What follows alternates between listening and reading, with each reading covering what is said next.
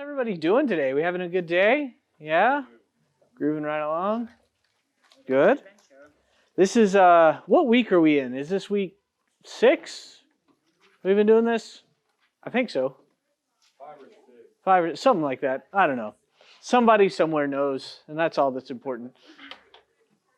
But, yeah, so, let me get a sip of my coffee in. So did anybody read ahead to read through chapter 4? Anybody do it? Nestor, you did it really? Way to go! It's really short, right? Yeah, it's not too bad. Good job. So let's before we dive in, let's catch ourselves up and refresh our memories on where we are in the story so far, right? So we have God created the heavens and the earth, right? And there's so much to unpack there. We spent like a whole day just talking about that, right? And then, so God creates this perfect world, right? And He sets up Eden, the Garden of Eden, to be His temple and His place of residence on earth. And He sets man in the Garden of Eden to be His representative and His representative authority on earth, right? Pretty cool. Okay, and then in chapter 2 we see, hey, like this garden place is pretty legit. It's really nice. It's pretty. It's beautiful. It's perfect, right? And then we ruin it. We promptly destroy everything, right? It's like handing my child a crayon. My walls are going to be messed up, right? And we talked a little bit about the serpent character, right? And how that was an interesting word that the Hebrew authors used, right? The nahash, right? And that was fun. And we're pretty sure that that's a spiritual being there, right? He's not like a talking snake, but there's a lot more to that person than just the surface level of the word serpent, right? And all this is in the notes. You can go back and refresh yourself if you like. But the important thing that we keep in our mind before we move forward is the way that we closed chapter 3, right? Remember, at the end of chapter 3, we have the unblessing, the cursing of the serpent, and then the woman and the man, right? And we closed with this idea of the snake crusher, right? This seed of a woman that will crush the snake, right? But that serpent's gonna bruise his heel, and this was a really, really important idea, right? So that's what we're looking for. Right now the plot in Genesis is really moving, right? The story is really rolling now. We're done with all the setup. Like, we've had our conflict, right? So now the question is, are we ever going to get back to that Edenic state? Is humanity going to be able to get back to that place of blessing in God's sight? Are we going to be able to regain paradise? And that's the question. That's where we're at right now. Okay? And we know the means by which that's going to happen. It's this seed of a woman that is going to overcome this vile, rebellious spiritual being that is just seeking to mar and ruin all of God's creation. Right? Y'all with me? Okay. So with that in mind, right? Remember, that's the thing we're looking for now. This seed of a woman. Who is going to come? Who's going to be our Messiah? Who's going to set everything right? Okay, it's really important we keep that in mind. Now we go into chapter 4. Before we do that, we should probably pray. That's always wise when we're reading the Bible, right? I'm a really bad pastor. I'm sorry. We'll find you a real pastor someday. Dear Heavenly Father, Lord, we love you. God, I pray that you would just be with us tonight as we dive into your word and just learn about you and your character. Holy Spirit, will you speak to us? Lord, we give you the right and the authority to convict us and change us in ways that maybe we don't even expect to. Father, we love you. In Jesus' name we pray. Amen. Okay, so we're going to just jump right in. I wanted to say dive and then jump at the same time, so we're going to jive right in. That doesn't sound right at all. Can you even use that word in conjunction with the Bible? Who knows? It's on YouTube forever.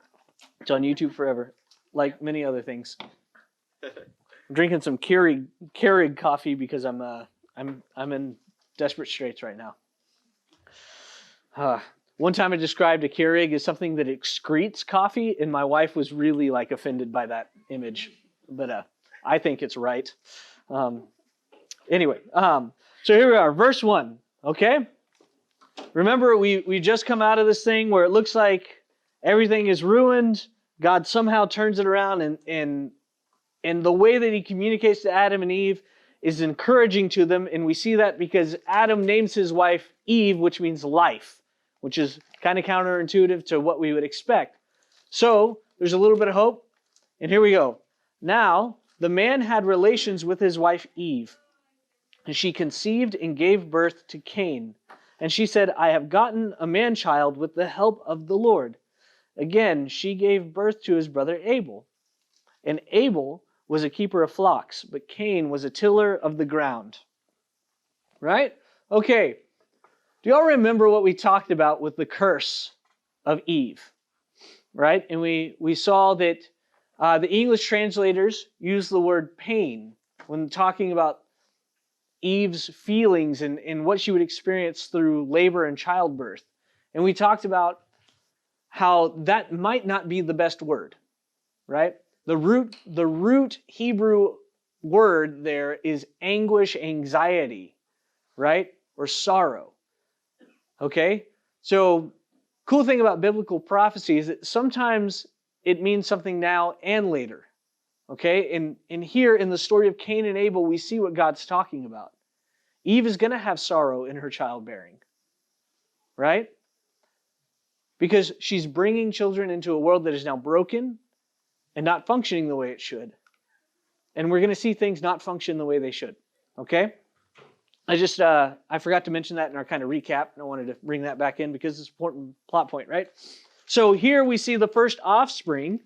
So the first question we should be asking is, are one of these two, Cain or Abel, are they the seed of the woman? Are they the ones that are going to overcome the snake, the serpent, right? This should be the anticipation that we're feeling, right? Will one of them be that person? Okay? There's a couple things that I want to note that we miss in the translation here, and that's just because translations are tricky. You know, it's hard to do to take something from one language, put it in another. So we're being gracious, right? I know my instinct is always to make fun of translators and just be like, come on, how can you miss that, right? But we need to be gracious. I can't even, read Hebrew, so who am I to say anything, right? But there's an interesting thing that happens here with Eve's statement. After she conceives and gives birth to Cain, she says, I have gotten a man-child with the help of the Lord, right? How many of you would love to refer to your children as man-childs? Right? I have man-children, right? It makes me think of Lord of the Rings when the orcs are like, I smell man flesh. Like it's just so weird. Anyway. Okay, a couple things to note. First off is, in the translation I'm using is the NASB, right? And that's more of a word-for-word translation, so the English is a little bit more clunky. One thing that I do like about the NASB is that in the copy that I have, it has italics for words that the translator added in to help you understand the sentence. Does that make sense? Right? If you use Blue Letter Bible, the words that are added in by the translator to help you understand are in brackets. Okay? So I don't know about the NIV or any of those other translations that you may be using, how they denote that. But oftentimes it's really helpful for them to add in words. Right? If you have a low context language where you have to use pronouns because the verb conjugates or whatever, then you don't have, in Spanish, you don't always have to say the pronoun with the verb. Does that make sense? Right? In English, we need the pronoun with the verb. Will doesn't make any sense. I will makes a lot more sense. Does that make sense? Did I say sense too many times? Okay. Hebrew is one of those where it is a low context language, right? And so what they had to do is they had to add phrases to help the Hebrew make sense in English. And in this verse, verse 1, the phrase "the help of" is added, where it says, "I have gotten a man-child with the help of the Lord." That phrase is added by the translators.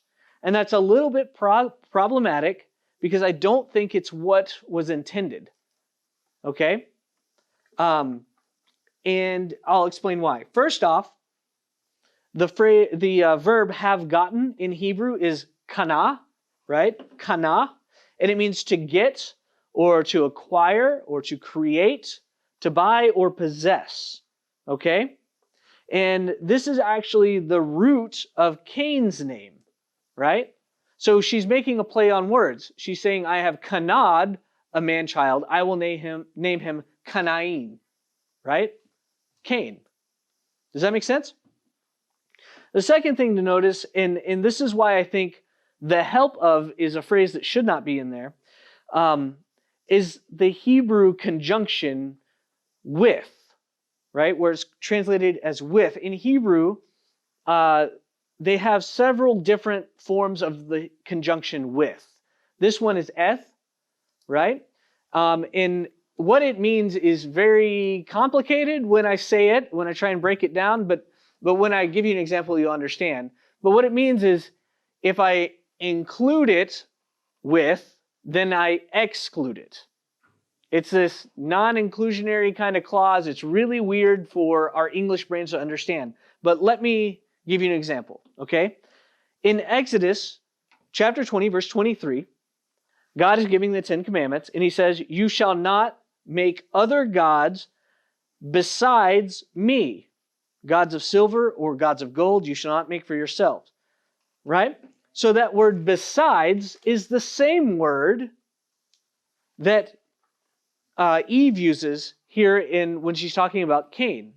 Okay? So what God is saying is, if you put anybody on my level, they got to be out of my level.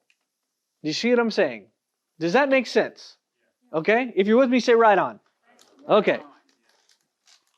So the idea, and this is borne out in rabbinical tradition, is that Eve arrogantly placed herself on the same level as God. She's saying, I am now equal with God. I am now on God's level because I have made a man as well. Do you see that? And you look at the way that she phrased it. I've acquired one. I've gotten one. I've done it. Okay? So, it doesn't seem like Eve really learned any humility through the punishment that she got being kicked out of the Garden of Eden. Okay? In the words of one of my favorite pastors and preachers, Leonard Ravenhill, you stink with pride, right? That's essentially what's happening here. Okay? In the ancient times, your name or the circumstances, at least in the Bible, we'll say it this way, in the Bible, your name or the circumstances of your birth are incredibly important in determining how you're to be viewed later in life. Does that make sense? So if you look at the circumstances of Cain's birth, what Eve said around him and about him, right? And then you look at the name that they gave him, which means to acquire, right? Then we can make some assumptions about how Cain is going to act, can't we? Right? So Cain's name means possession or acquired or to be gotten. And Abel's names in Hebrew, Hebel, means breath or gentle breeze. So, knowing that names are vitally important in ancient cultures, what do you think these names hint at about their character? Right? We can already start to see where the conflict's going to happen. Cain will be proud and arrogant, and Abel will be gentle and humble. Okay? The other thing we need to note is that it says that Cain was a worker of the ground, and Abel was the shepherd. Okay? In ancient culture, there was this concept where the fancy name is primogeniture, right? But what that actually is is just the oldest inherits the most. Okay, so think like medieval nobility, where you'd have like a bunch of sons, but the oldest son becomes the king and all the other guys just go find something to do, right? So this concept existed in Hebrew culture as well. In their culture, the oldest would get half the inheritance and the rest would split whatever was left. Okay? So if we think in those terms, we can begin to see the expectation that Cain probably had. He was the oldest, right? So he is going to expect to inherit the most from his father. On top of that, he was a farmer and a worker of the ground, just like Adam was, right? That was Adam's job, was to till the ground. You tracking? Everybody with me still? Okay. So we can infer that Cain was probably expecting to inherit the role of priest and king that Adam had once had in Eden. You see that? When we combine that with the general arrogance that is like the circumstances around his birth, I think that's a strong inference that we can make from the literature. Does that make sense? Yeah? Okay. Okay, so moving on. Verse 3. So it came about in the course of time that Cain brought an offering to the Lord of the fruit of the ground. Abel, on his part, also brought of the firstlings of his flock and of their fat portions. And the Lord had regard for Abel and his offering, but for Cain and for his offering he had no regard. So Cain became very angry, and his countenance fell. So, first thing to note is they're bringing offerings to the Lord. That's pretty interesting. We haven't seen anything instituted to show that the Lord expected that, but they're playing this role where it seems like they're continuing this priestly role that we know that Adam and Eve were assigned in the Garden of Eden. Okay? And so Cain, it says, brought some fruit, but Abel brought the first fruits. Yeah? Cain brought some fruit, Abel brought the first fruits.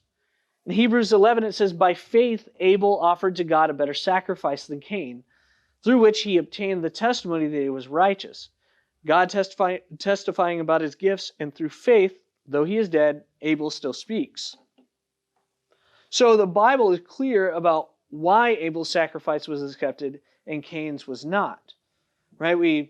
This would bring to mind for the young Hebrew boy that's listening to this story, he would think of the laws in Leviticus, where if you bring a grain offering, it had to be the early ripened grain. Not just some grain, but the first fruits. So it wasn't the fact that Cain was offering something, it was the motive behind offering. He wasn't bringing God his best. And that's why God preferred Abel's offering. Does that make sense? Okay. So Cain's actions really do imply just general arrogance or maybe a lack of care. Right? Maybe his thought was, of course, God will accept my offering. I'm the next to become the priest king. I'm the firstborn of Adam and Eve. Maybe Cain knew the prophecy that God gave, that the seed of a woman would crush the snake. And maybe he thought that of himself. I don't think it's too far of a stretch. Yeah? You don't have to agree with me on that. That's conjecture. But it seems to be where the story's headed.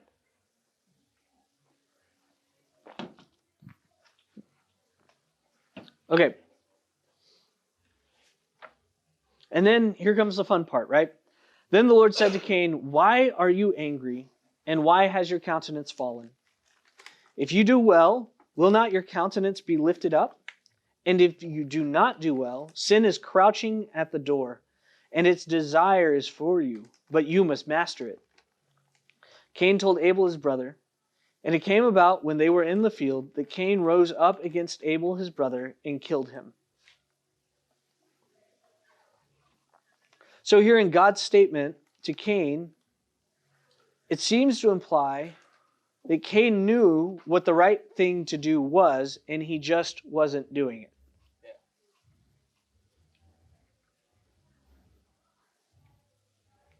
So with the phrase like sin is crouching at the door is the proper translation, there is a kind of minority position in rabbinical tradition that I think is really interesting. I don't know if I buy into it, but I thought it would be fun to share at least, right? And this is that the idea of the door, the Hebrew word for door and entrance and gate are the same. And the idea of this kind of minority position is that the family would go to the entrance of Eden. They'd go up to the gate of Eden and offer their sacrifices there, right? And so sin was crouching at the gate. So the kind of minority position is that the serpent was there at the gate, tempting Cain while he was making offerings, right? I don't know if I fully buy into that, but it is an interesting thought. Regardless, what the Bible directly says is that Cain had an inner struggle. He was struggling with sin in that very moment. Does that make sense? Right? So if God is talking to Cain, right, and he's saying, you must master this sin. It's crouching at your door. It wants to overtake you. It wants to surprise you. You must master it. Narratively, that's got to be us asking the question, like, is he going to be the one that overcomes it? God just told him, you got to overcome it. So maybe Cain is the one that will do it. But then that very next verse we see what happens. Imagine how crestfallen you must feel if this is the first time you're reading this story. Right?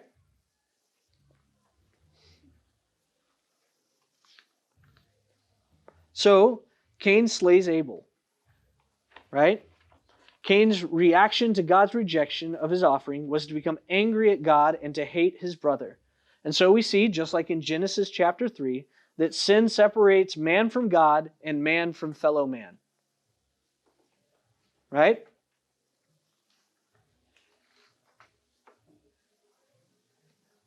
So why was Cain ultimately mad at God and mad at Abel? It goes back to the same temptation of the serpent. Right? It's the reoccurrence of the theme from Genesis 3 of man trying to attain God's blessings on their own terms. So we see from God's statements, he's implying that Cain knows exactly what to do, and he knows what the right thing to do is, and he knows how to make the offering correct. But Cain doesn't want to do that. He's like, here, God, this is my offering. Accept it. Make me godly. This is what I'm going to give you. Take it or leave it. He wanted to be wise in his own eyes. He wanted to be like God, but on his own terms, which was the very temptation of the serpent in the garden. You will be like God, knowing good from evil, right? Was that too big of a leap, or y'all? Do y'all see that narrative parallel? Okay? Do you have any questions so far? Nope? Okay. I was hoping for somebody to say, where did Cain's wife come from? So that I could tell the joke, like, I would tell you if I was able, but that's a good one. Come on. Come on, that's a good one.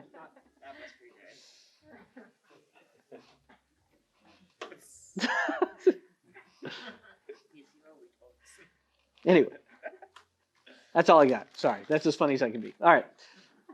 Verse 9, here we go. Then the Lord said to Cain, where is Abel, your brother? And he said, I do not know. Am I my brother's keeper?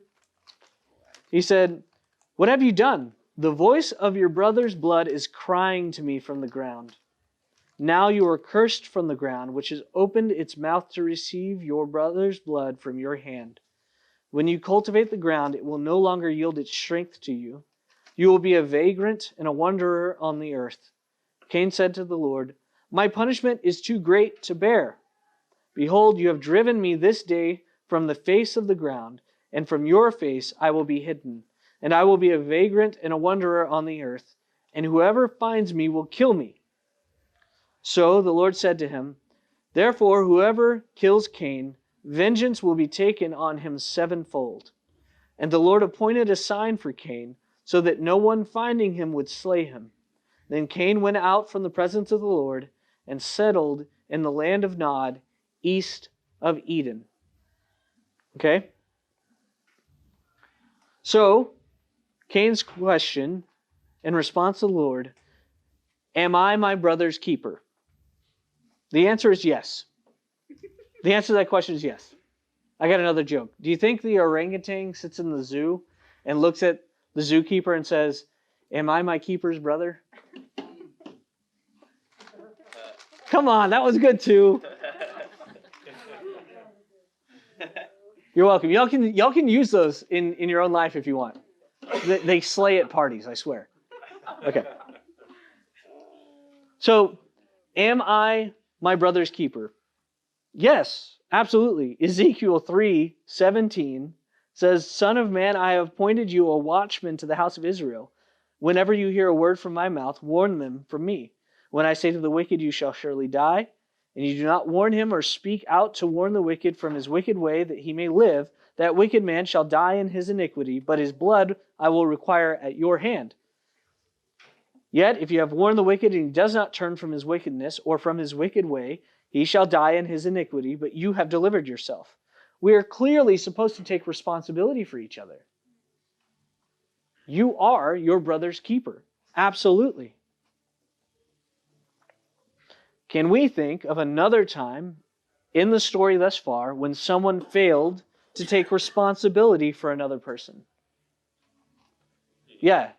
The tree, right? Like when Eve was being tempted, Adam was standing right there and he didn't do it.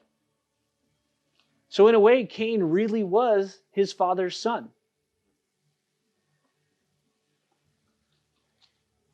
Also, I want to point out like this, the parallels that you see between Adam and Eve and their talk with God after they fall, and then Cain and his talk with God after he fell. And I think I have a nifty chart, right? And if you have your notes, at least on my notes, it's page 34. What page is it on your notes? 46. 46 if you have the notes with space to write, okay?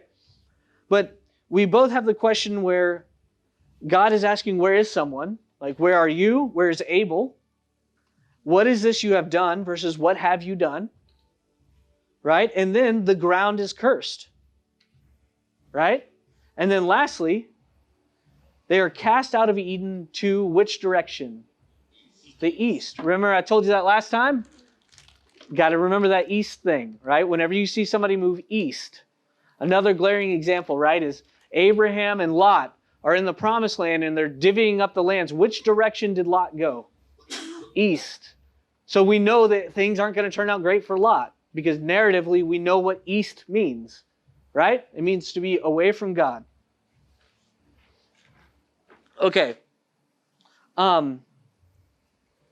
Next thing I kind of want to talk about here is God punishing Cain, or is he allowing Cain to suffer the consequences of his choice? Okay? My read of the story, and yours may be different, and that's completely fine and okay. You got the Holy Ghost and he talks to you, right?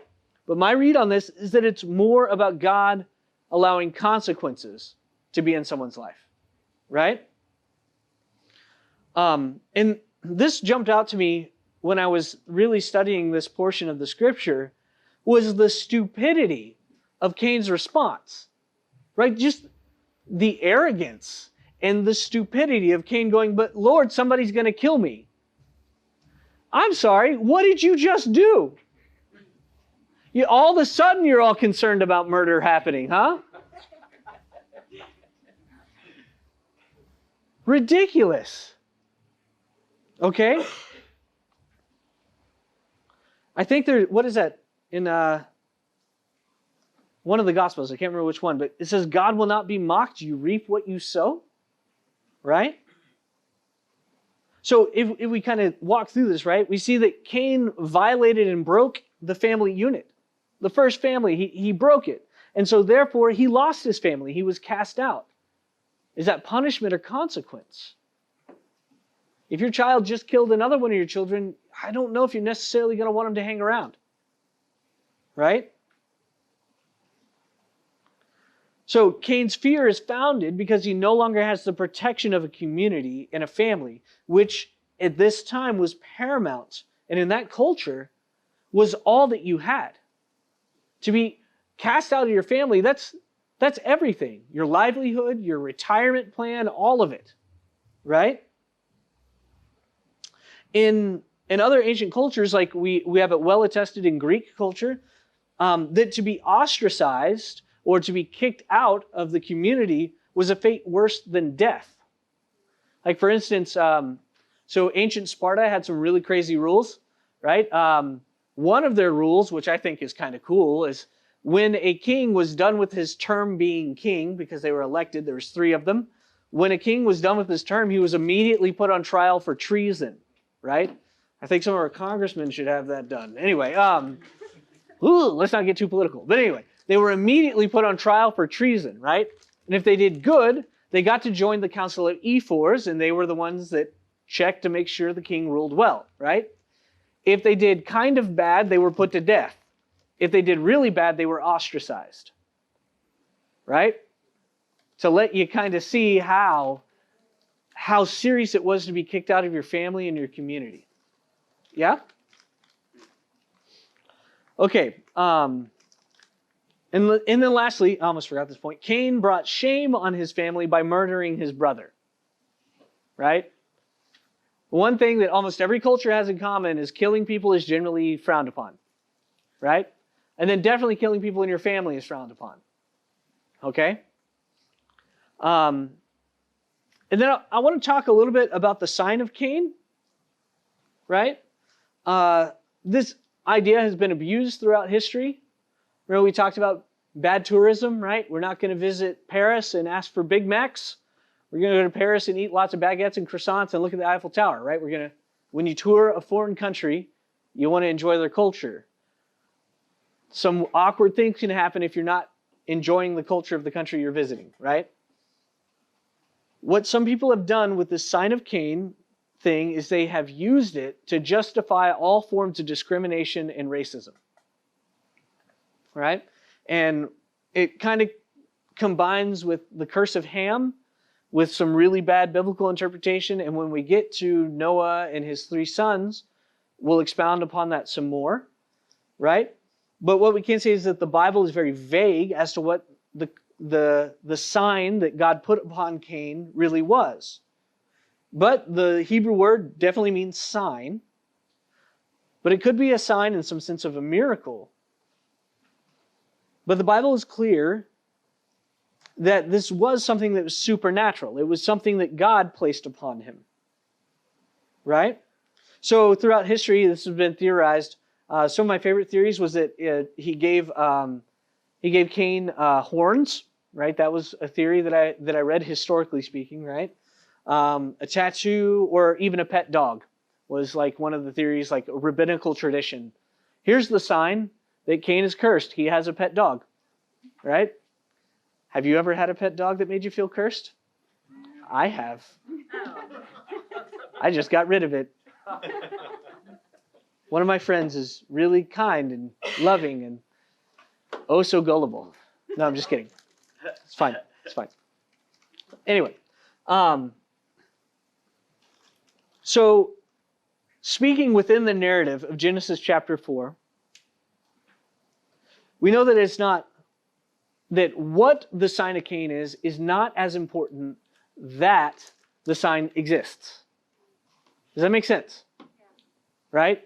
So we can't get hung up on the details because there's questions that Genesis just doesn't care to answer because it's not important to the story it's trying to tell. Remember the analogy. You come to my house and there's a pot of boiling water on the stove. Why is the pot boiling? Well, because when water hits 212 degrees Fahrenheit at this 1 atmosphere of pressure, it switches from liquid state into gas state. And that's why the pot of water is boiling. That is a very valid question. Or the other way to answer it is because I want a cup of tea. See what I'm saying? There's two ways to answer why the pot of water is boiling. Genesis chooses one of those. Okay? So narratively speaking, the Bible doesn't tell us what the sign is, and it doesn't matter. What matters is that the sign exists. Yeah? Okay. And then counterintuitively, this sign that God puts on Cain can be seen as another example of God showing mercy. We know from the Levitical law that an eye for an eye and a tooth for tooth, that if you murder a man, your life is demanded of you. But God is showing Cain mercy by making sure that no one exacts justice upon him.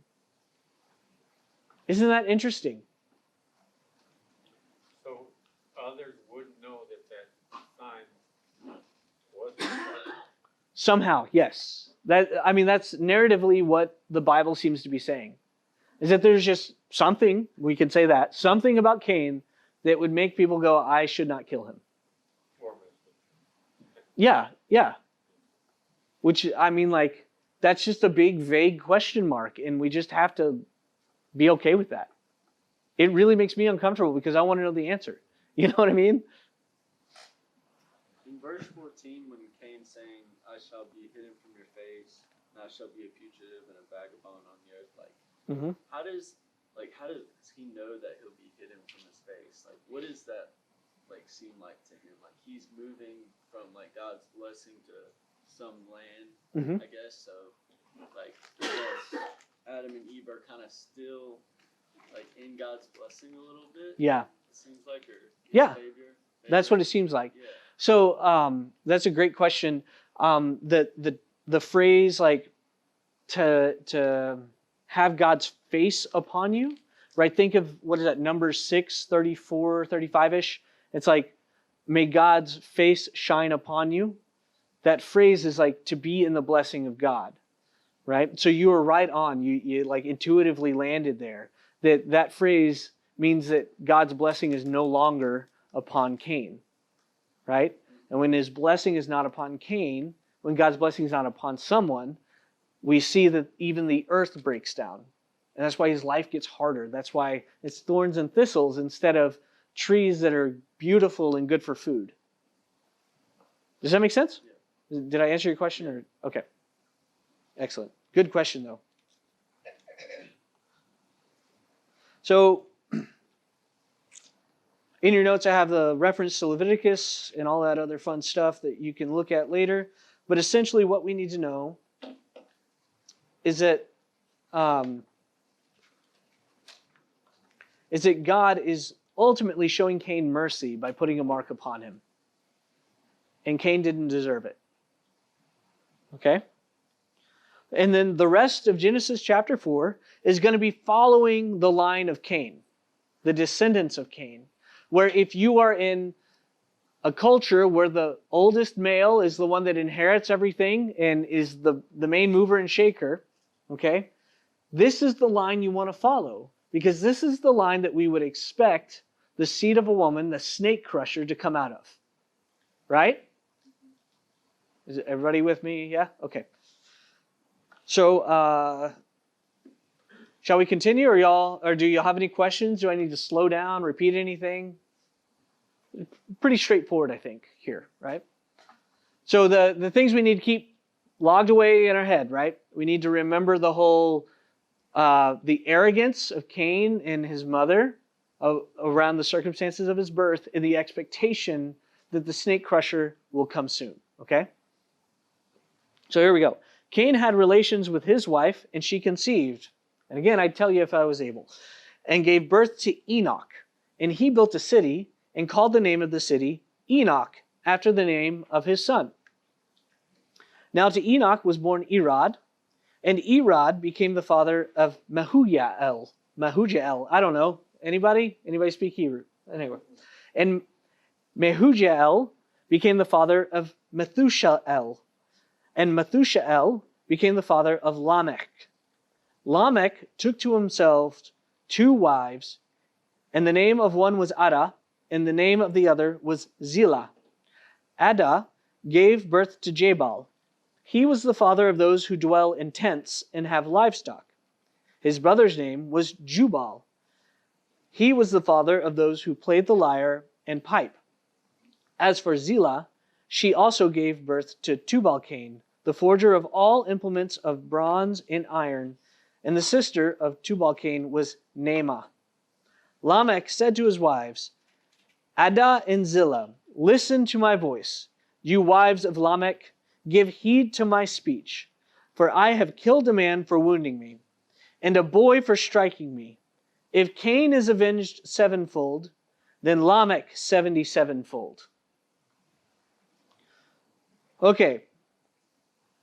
So again, where did Cain find his wife? It's just not important to the story.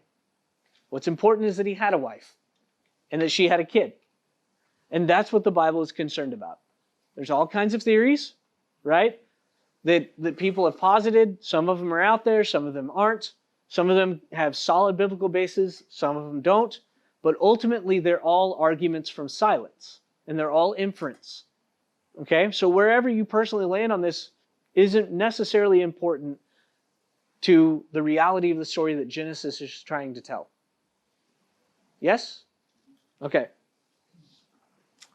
So here we have the city of Enoch, which is the first city mentioned in the Bible. Okay? And as we view Cain's lineage progress, we see all the hallmarks of what we would call civilization, right? We have a city being founded. We have people involved with husbandry, music, and smithing.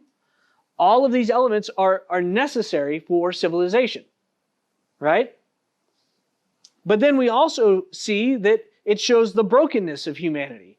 It's almost like God is like anti-city right now, okay? So we come to this person, Lamech. And Lamech gets a very short bit here in the Bible, right? Just a few verses in this chapter talking about him. But he is incredibly important to the Hebrew mindset, okay? So Lamech is the seventh from Adam through Cain, okay? And we know when we see 7 in the Bible, it's something important. That means we're talking about like the personification, the perfection, the completion of something, right? So the culmination of Cain's line is Lamech. Does that make sense? Okay? So we see all the flaws that we saw in Cain, but we see them amplified. So Lamech has multiple wives. He's the first person mentioned having multiple wives. And that shows lust and greed, right? And then he brags about killing people. More than that, he brags about killing a child. Did you catch that? He bragged about killing a child. Now juxtapose that against God's response to Cain killing his brother, right? So Lamech, being the 7th from Adam through Cain, is the archetypal bad guy from the Bible. In fact, this is who Jesus is referencing when he's talking to Peter in Matthew 18. Peter says, Lord, how often shall my brother sin against me and I forgive him? Bet you Peter was hoping for a number like 3, you know? But what he got was up to 7 times. And Jesus said, I do not say to you up to 7 times, but 70 times 7. He wants you to remember Lamech. Lamech is like the Thanos of Genesis chapter 4. Okay? There's nobody in the Bible up to this point worse than Lamech. Right? And Jesus is saying, even if your brother is as bad as Lamech, the personification of the man that murdered his own brother, this is the guy that he was stealing people's women, he was murdering people, he was killing kids just because they slighted him and offended him somehow. Even if your brother is as bad as that person, you forgive them. Y'all tracking? You'll see the intensity of the forgiveness Jesus is talking about, right? Yeah. And through Lamech, we can see how far humanity has now fallen, right? In Genesis 3, verse 10, we see that Adam shows remorse. Adam shows remorse. He's sorry for what he did. And then in Genesis 4, verse 11, Cain shows no remorse. He's not really sorry for what he did. But then when we get to Lamech, he's bragging and boasting about his sins.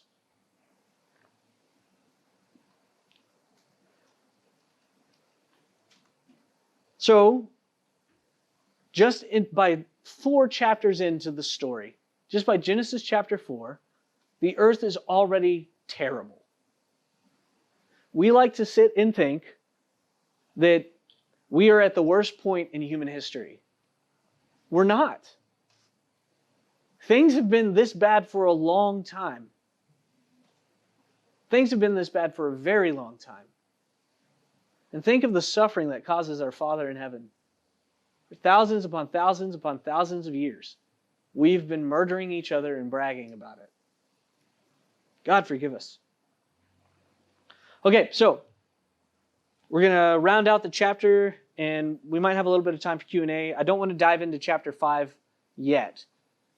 You know, we might be able to knock it out in like 10 minutes, but we won't. Anyway. So verse 25, Adam had relations with his wife again, and she gave birth to a son and named him Seth. For she said, God has appointed me another offspring in place of Abel, for Cain killed him.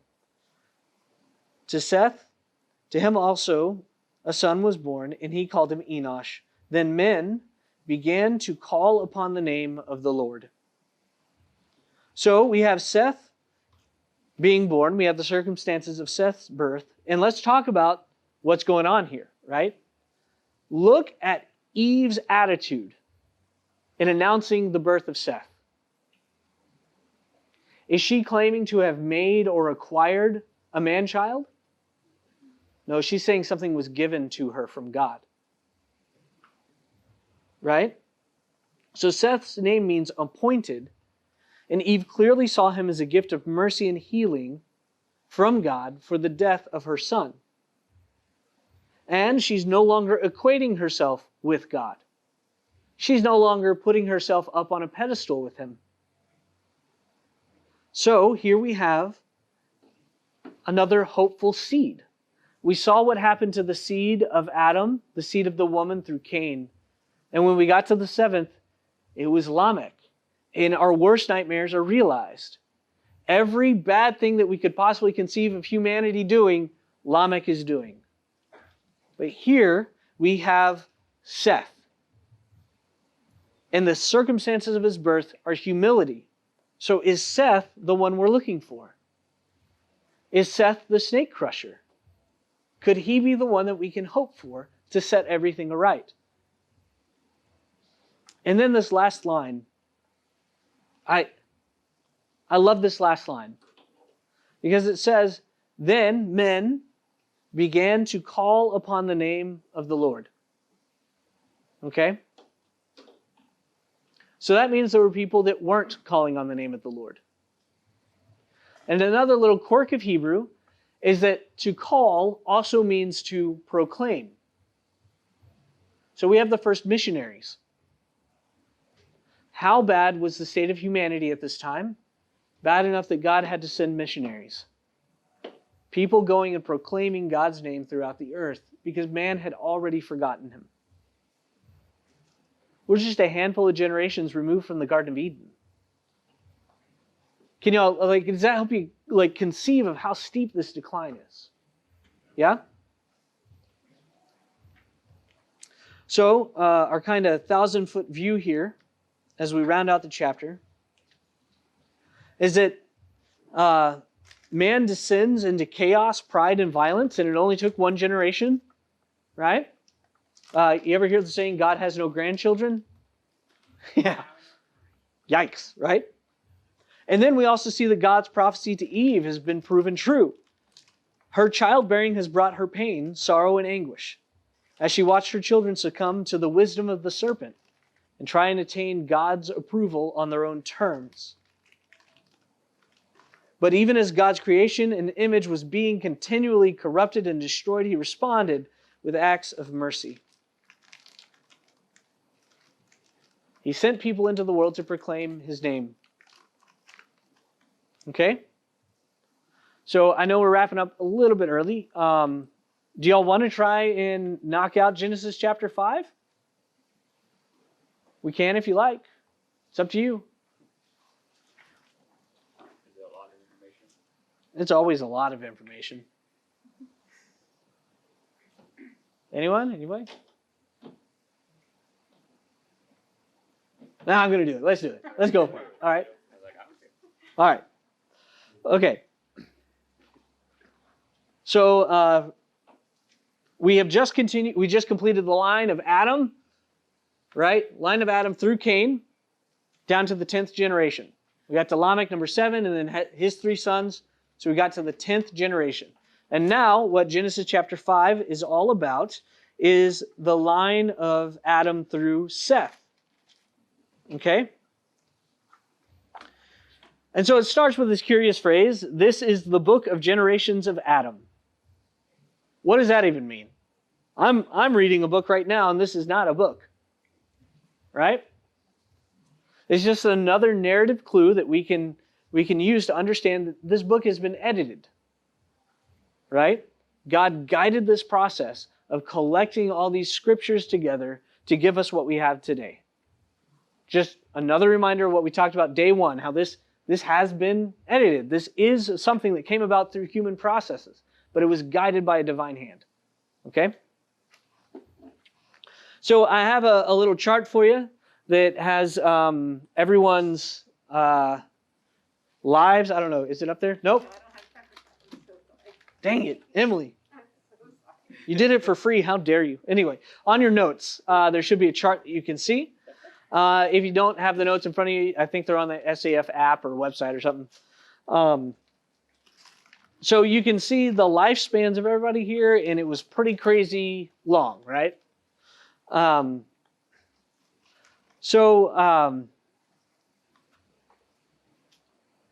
see. How do we want to talk about this? Okay, yeah. Anyway, I've titled this lineage of Adam through Seth, the lineage of awesome, right? Because it's a good lineage, okay? And the first thing we notice is that people are living obscenely long lifetimes, right? 930 years for Adam, 912 years for Seth, 905 years for Enoch, right? And these are really, really long times to live. So the question is, did they really live that long? Okay? A simple reading is yes, they totally could have, right? And there's lots of biblical scholars that believe that they have, and they have their reasons for that, right? But there is some intratextual evidence that seems to disagree. I would like to direct your attention to Genesis chapter 17, verse 17, where God tells Abraham, you're going to have a child. And it says, then Abraham fell on his face and laughed, and said in his heart, will a child be born to a man 100 years old? And will Sarah, who is 90 years old, bear a child? Right? So, according to the lifespans that are in the Bible, Shem, who is the son of Noah, right, would have still been alive when Abraham was walking around. In fact, Shem died about 35 years after Abraham did. Okay? So why would Abraham find that funny? Because Shem had a kid at 102 years old. With these lifespans, we would have known about, Abraham would have known and had living memory of his 8 times great father Lamech, the good one, having a kid at 182. Right? Are you tracking with me? Yeah. Also, Abraham's own father had a kid at 70. That's not really that far away from where he's at. And we really will hammer down on this topic in Genesis 11. So if you're curious, just hold on, keep coming back. Right? So what's up with the lifespans in Genesis chapter 5? Okay? So, again, we're going to be a good tourist. And we're going to try and understand this culture. In the ancient Near East culture, important people were assigned ridiculously long lives. because the numbers that were assigned to their lifespans were highly symbolic. Does that make sense? Okay. You can see this. You can read ancient Sumerian texts. You can literally get on Wikipedia and look this stuff up and see it yourself. That some of these Sumerian kings, like Hammurabi even, were said to have lived hundreds of years, if not thousands of years. Okay? So, that seems to imply that these lifespan numbers are symbolic. The problem is we just don't know why or what they're symbols for. Okay? I got a question. Yeah.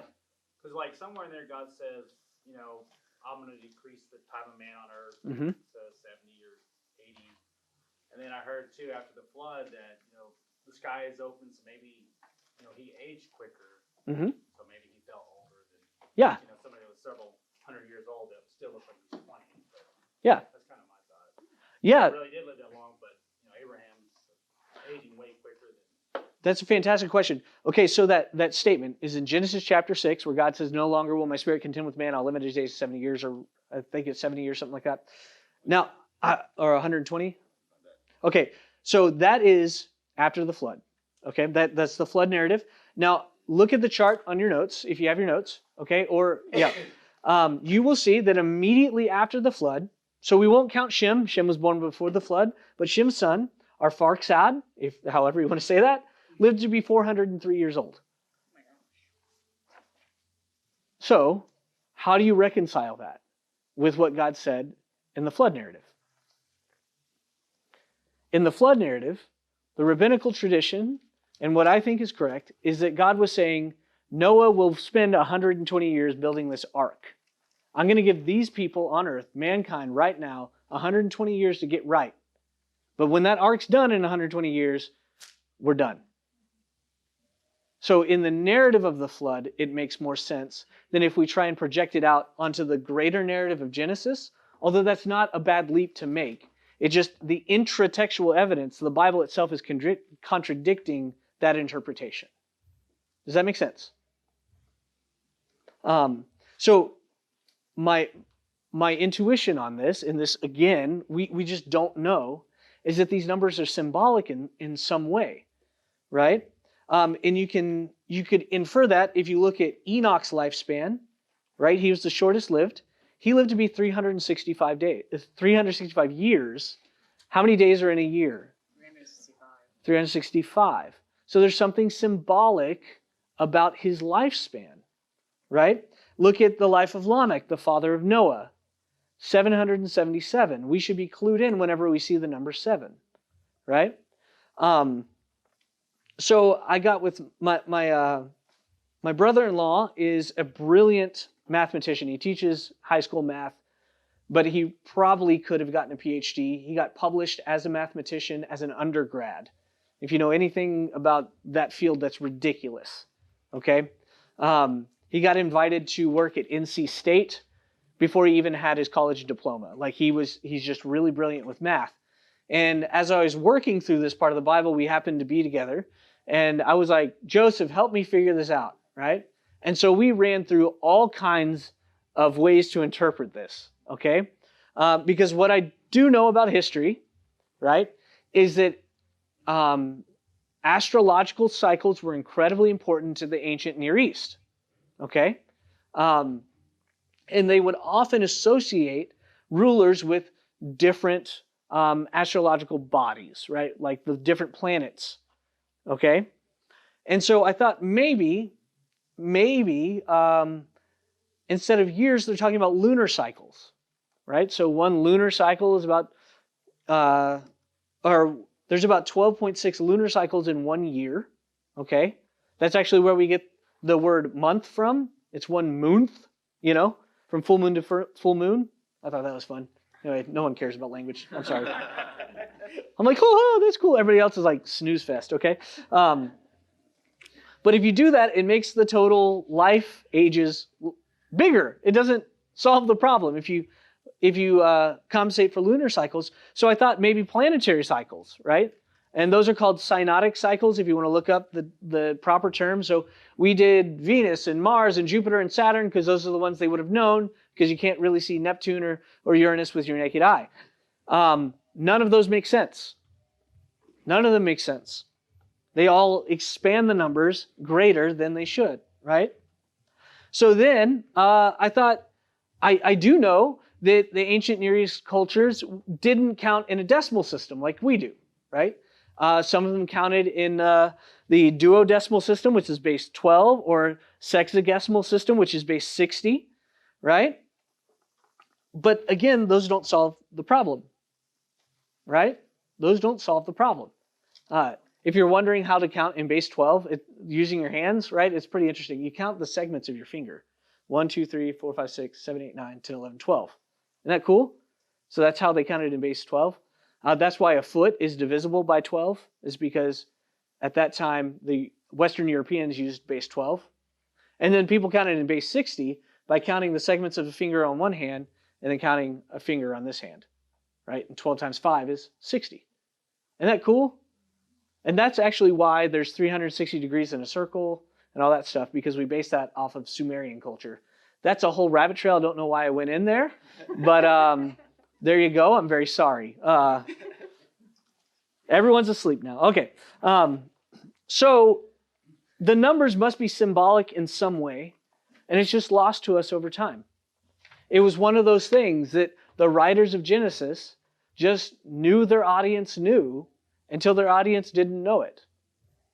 Does that make sense? Go ahead.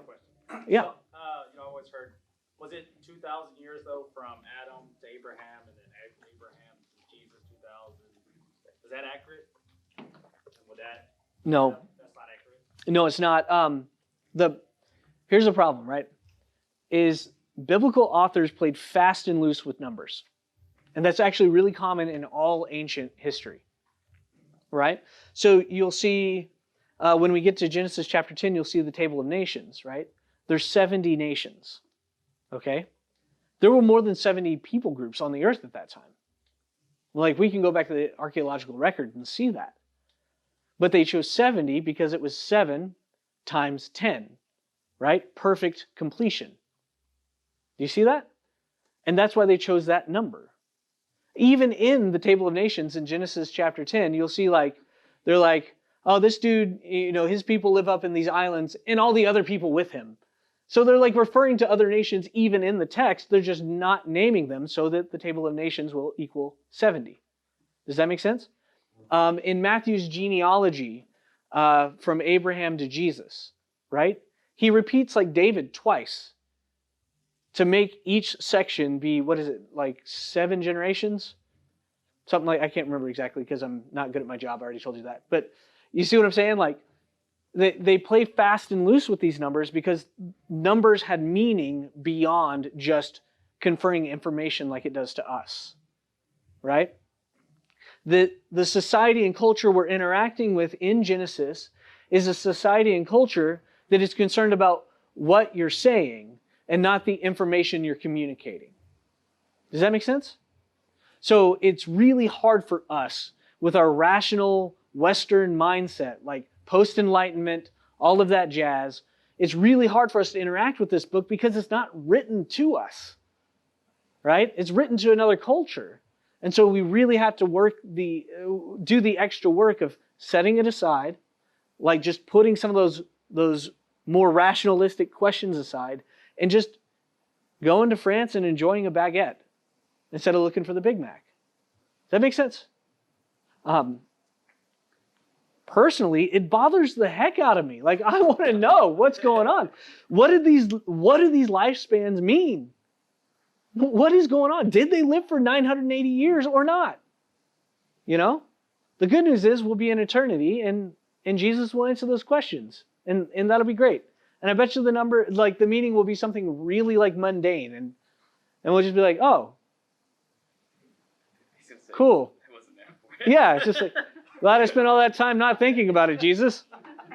It's totally probably going to be something like that, right? But we can see from some of the numbers, like especially Enoch, who is the 7th from Adam through Seth, right? So Enoch is the super godly character, right? He walked with God and then he was no more.